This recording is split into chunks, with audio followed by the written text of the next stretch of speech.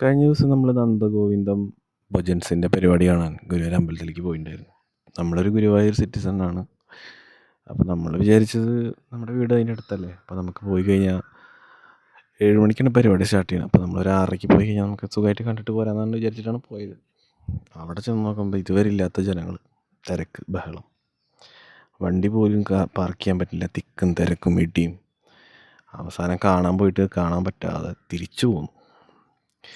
അവിടെ ചെന്ന് നോക്കുമ്പോഴുള്ള അവസ്ഥ എന്ന് പറഞ്ഞു കഴിഞ്ഞാൽ, ആൾക്കാർ തിക്കിൻ്റെയും തിരക്കിൻ്റെ ഇടയിൽ പെട്ട് കുഴഞ്ഞു വീഴുക.